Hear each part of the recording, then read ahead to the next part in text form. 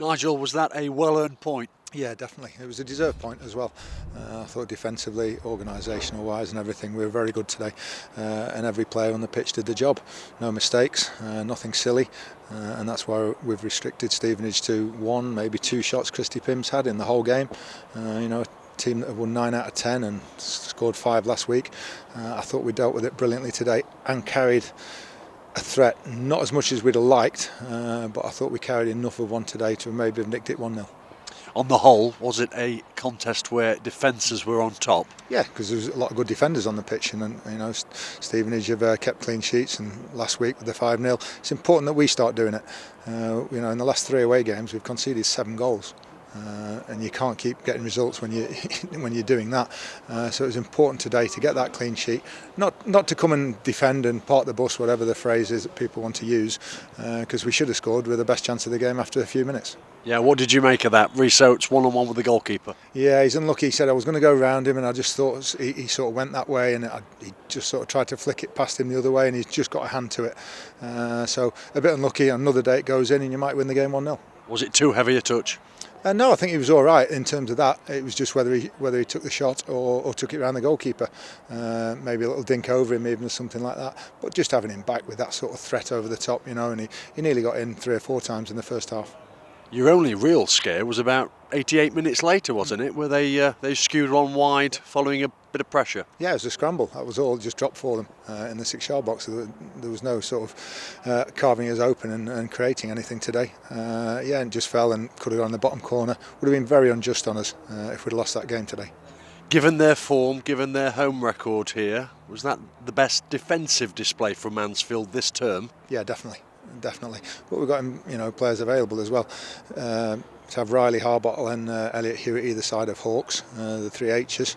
We've got that pace and athleticism, and we've struggled a bit with Perchie and JJ. No disrespect to them, but they don't have the better players, but they don't have that athleticism that I think we need at the moment.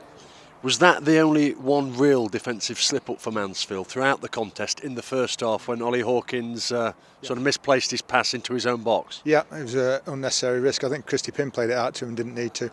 We said in these conditions as well, don't take chances, but he thought he had enough time and the striker just read it, but he was clearly offside.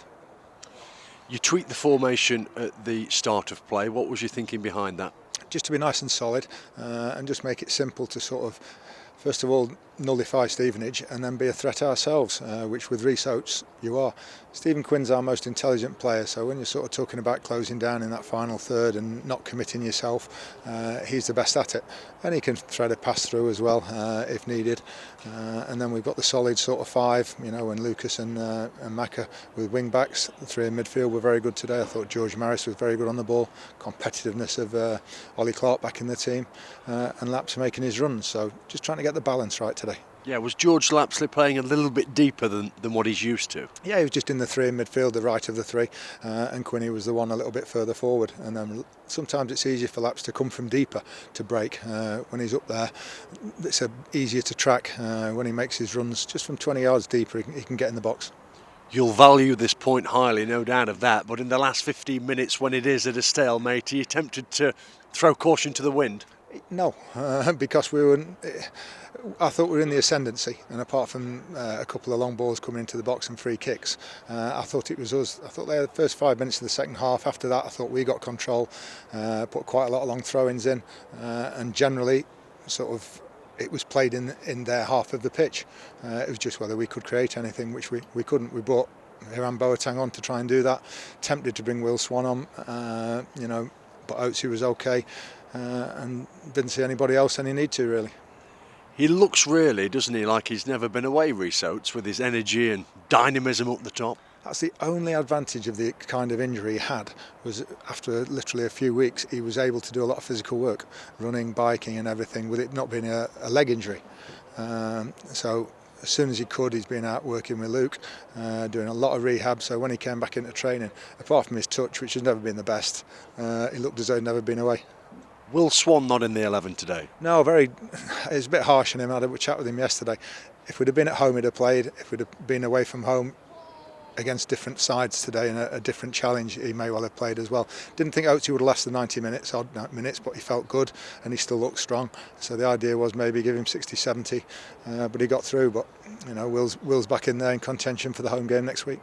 Is the intention at some point to play Swan and Oates up the top together as a two? Yeah, if we can, depending on the formation. You know, it's difficult to do that with a back four unless we play the diamond, which didn't work out last time we played it. So if you can play the three centre halves, which we did today, it might change for Grimsby next week. Then you can get the two up top. Final thoughts here. Are you and the boys buoyed by that point on the whole? Oh, definitely. We've not had enough. We've not had enough draws. You know, too many defeats, and we've got to turn some of those defeats into draws. And all of a sudden, 3 or 4 of them makes all the difference, and you're much closer to that top 3. I'll let you go and thaw out. Safe trip back. Yeah, I hope all our fans have a safe trip back as well. Brilliant support again today. Thanks, Nigel. Thank you.